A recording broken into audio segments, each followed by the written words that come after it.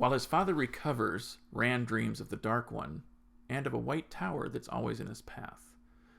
He wakes to find his father stirring. His father tells him that Aes Sedai cannot lie, but often bend the truth. Tam tells Rand to keep the heron-marked sword. Meanwhile, Moraine is confronted by villagers who think she's a dark friend. She tells him the history of the Two Rivers, the place where the last king of Manetheren died defending his people from an army of Trollocs. Later, Rand, Mat, Perrin, Moraine, and Lan all prepare to leave for Tar Valon. They are joined by Thom Merrilin and Egwene. Under cover of night, they depart. Rand notices they are being followed by a winged creature. There's a lot to unpack, so stick around as we dive deeper into The Eye of the World by Robert Jordan, here on the Doctors Who podcast.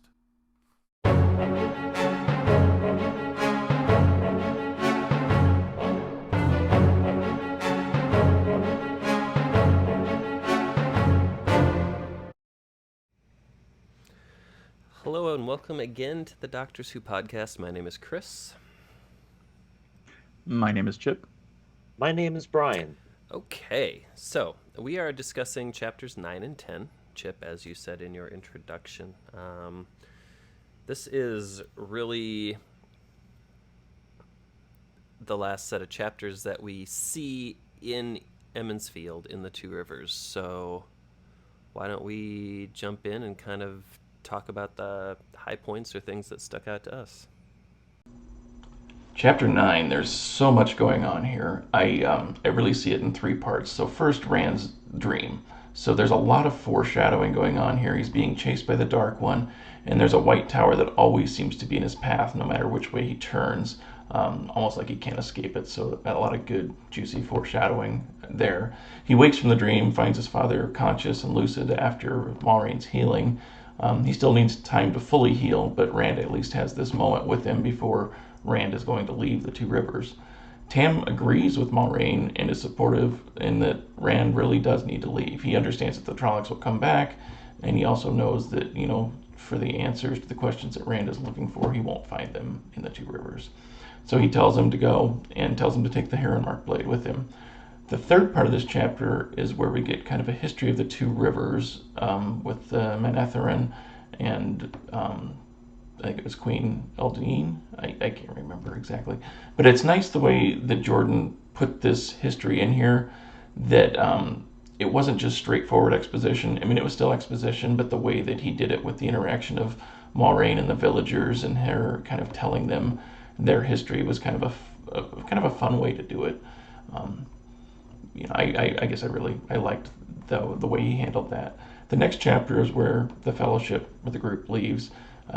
Before they're able to depart, Egwene shows up, demands that she's going with them, and Moraine agrees and allows her. And then she was going to ride Tom's horse, but then Thom apparently was sleeping in the loft of the stable where they were kind of gathered, getting ready to leave. So Thom overheard them, and Tom's going to join them as well. It's kind of fun as they're working their way out of the village. We start to really see, how much of a badass Lan is and how skilled he is at not just being a warder. We got to see some of that. We didn't actively see it, but we heard how he handled himself when the Trollocs attacked and how quick he was with the blade and how, he was able to save lives and take the lives of a lot of Trollocs, and he's very fast, very quick, all that. But now we get to see him kind of tracking and listening and really see how keen his senses are as he notices these, patrols that are out, working the town through the night, so that trying to keep the town safe. But he's able to kind of stop them and keep them hidden from the patrols. And then finally, the chapter ends with Rand seeing this winged creature in the sky. And Lan is actually very concerned to see this as well. I think Tom's response really sets the tone perfectly when he says, "In the war that ended the Age of Legends, worse than Trollocs and Halfmen were created." So I don't know. These two chapters were a lot of fun, a lot of good mood setting, and really, again, building towards, things to come. Oh, I guess I go next. I mean, that is dictated by the pattern, right? Yes. The wheel weaves as the wheel wills. So I really, I picked up on that, right away. I was like, all right, I think there's got to be something with this pattern. I don't know if it's going to be if it's like a free will philosophical thing, or if it's like predestination or what it is, but I'm kind of curious to know more about it. Um, but yeah, like I'm going to fixate a little bit more on the departure here. But there is so much going on at the departure. Like it's not like the heroes are leaving. Like they just saved the town, and then they're being ridden out on a rail, and everyone's upset. But they're like, "Wait, didn't he just like mend your arm?" Oh, I guess. Didn't they just save like the inn? Oh, I guess. But they must be gone. But it was just like the entire forced out. It wasn't celebratory at all. But they left, and um, but as they were leaving, they're just like, well, don't tell anyone. Oh yeah, well, we haven't told anyone. And then like more and more people show up. And I think I kind of noticed earlier, and we can go into this later, but I think that's what is on the cover of our book, I think, as they're leaving town. But I was pleased with how they left. I felt like it was a good closure to this portion of the book. So what I kind of like in this section is the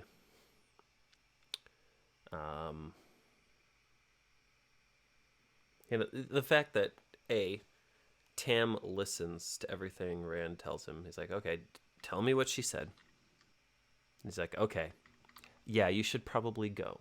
So you get the impression, I think, based on the fact that Tam has the sword, he can identify a Trolloc, and that he's like, yeah, you should listen to the Aes Sedai, that he's probably not spent his entire life here. I think that is a safe assumption. The whole history of the Two Rivers and Emond's Field and Manetheren is pretty cool to me. I really kind of like that that retelling that she does, and I mean it's kind of interesting just to read how that retelling just kind of puts everybody under her spell, and then they're like, oh well, I guess I'm gonna go home now, but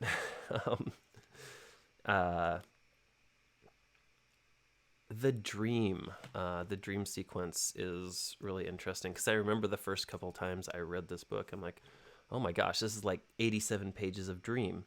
It's really not. It's like, what, 3 or 4, but still. But after going through and reading everything and coming back and reading it again, I'm like, oh, huh. So I guess you just, no matter how many times you read this thing, you just keep finding new things. So, yeah, okay. So one thing, Cool.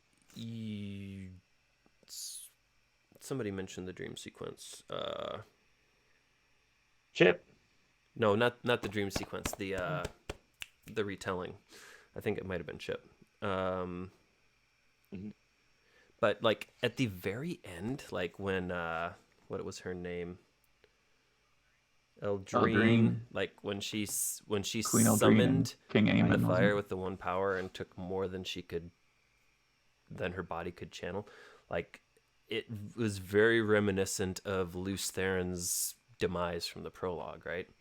Like only he like traveled to another location, and it created the spire, but like she like basically burned the entire deserted city when she went out. So I thought that was just kind of interesting, in that you start to see some of these parallels, but you also start to get an idea of how powerful and dangerous this power source can be.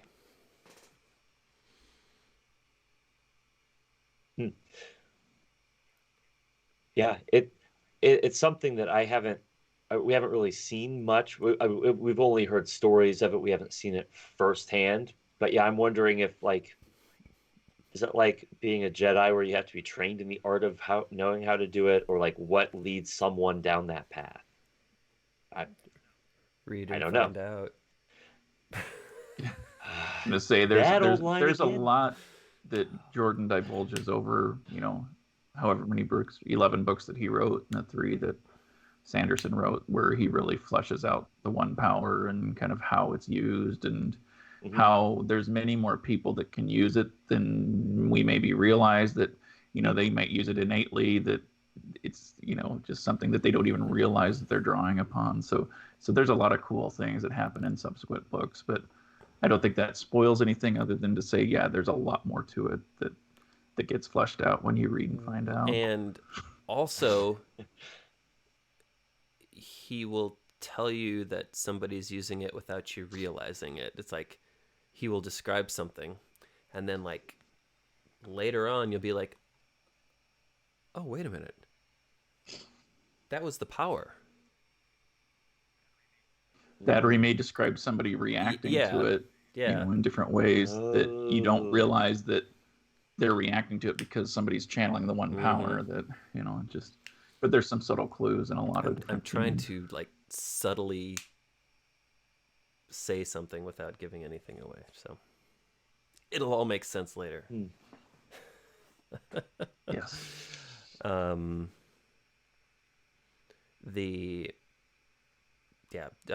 your point, Chip, though, the dream sequence, like the white tower and like being chased by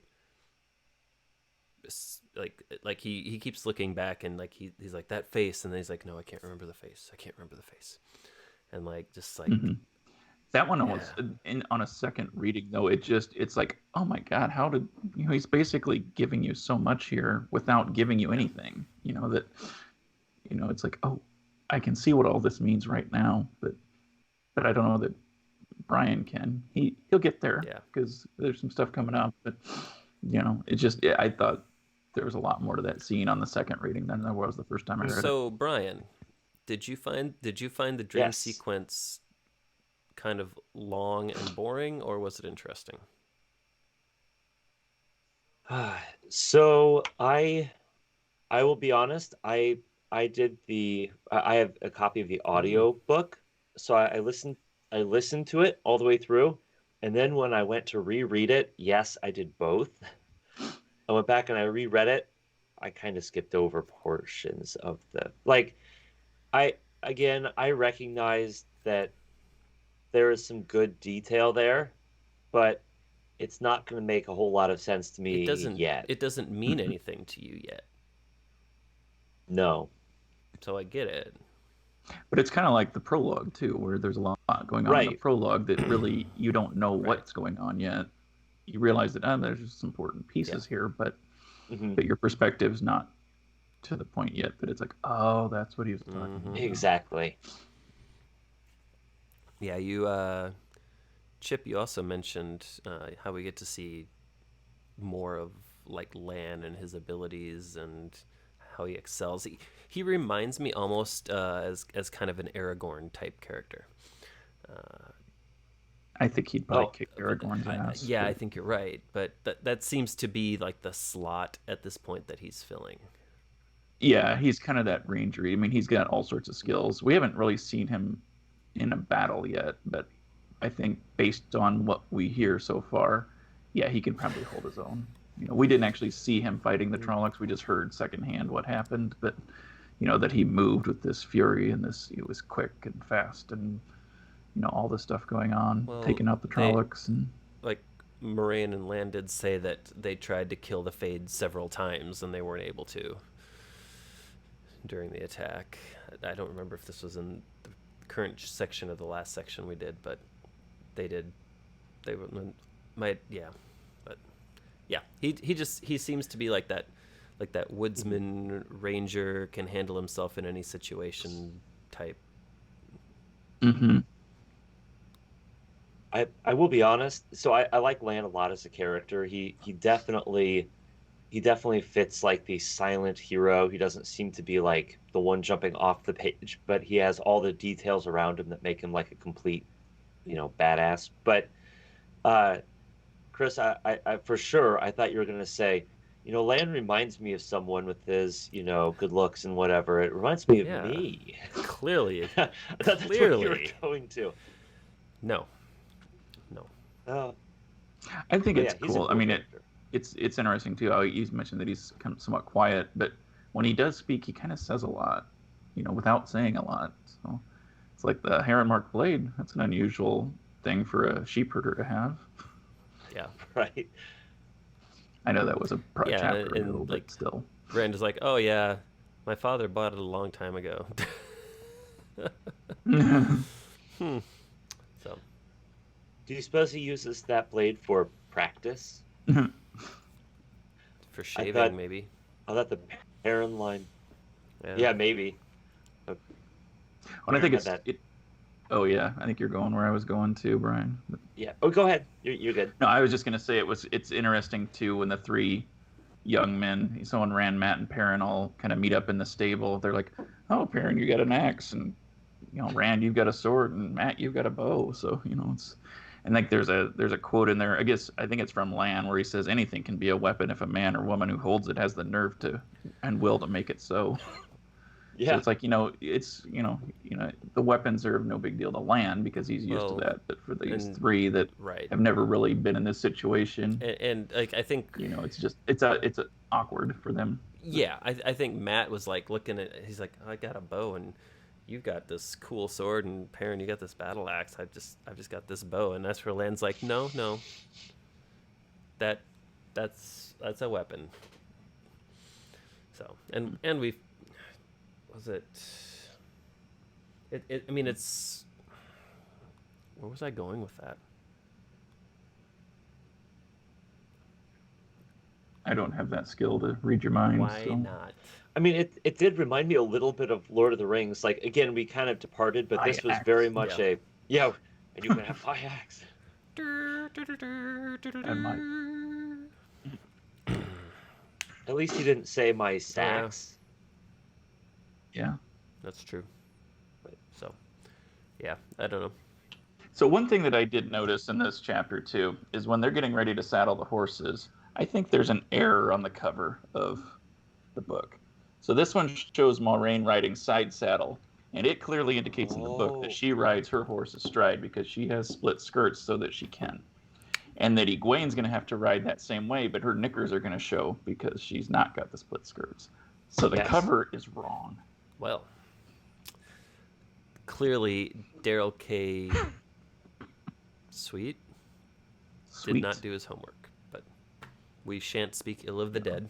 May he rest in peace. But yeah, it's kind of fun to go back and look at. No, or it may have been that he, yeah, who knows? But I was disappointed. I just found that kind of funny. I was hoping that Nicolas Cage would make an appearance in this chapter. Ooh, maybe he's the dark one. Actually, I did not notice this before, and it's one of those where I came across this, and I didn't notice it until we were reading. But there is and I'm going to say it wrong, the Dragkhar, or the Dragkhar, yeah. I had to look it up because I couldn't find it in the book while we were reading. But it actually looks like a bat right underneath the under R. the L on mine, but I had never noticed that until just moments ago. Huh. Good catch. So he did do his homework on some level. Yes. Yeah. So, but I think where this ends, they're out of the town. They're heading out. They see the Dragkhar. I'm gonna go with Dragkhar. Brian, if you're listening to the audiobook, you can tell us how to pronounce these things because I'm pretty sure that Jordan provided this guy with like pronunciations for everything. But it's not Dragkhar Noir though, right? No, probably not. But this this really, it makes it less of just like a leisurely trot through the woods and more like, oh, okay, now we've got some problems. And if Lan is freaking out, and like Thom said something to the effect of, in the war that ended the Age of Legends, worse than Halfmen and Trollocs were created. Sweet. So that'll be. I'm guessing we'll get to talk about that next time. Yeah, and right after that, Lan tells them that they shall continue down the North Road and follow his lead for their lives. So he's basically saying, yeah, follow me if you want to live. Get to the chopper. Get to the ferry. Jeez. I'm going to stop there. when I break out the Arnold impersonation, the terrible Arnold impersonation, it is time for me to stop. So next time, we will be hitting chapters, I'm guessing 11 and 12. So, if you enjoyed what we had to say, please use the like button. If you subscribe and hit the bell notification, you will be notified when we post new content. We post new Eye of the World videos every Thursday, so check us out. Please use the comment section. What did you like? What didn't you like? Let's keep the conversation going. We would love to have that dialogue. So thank you very much for your time and your attention. And until next time. How long?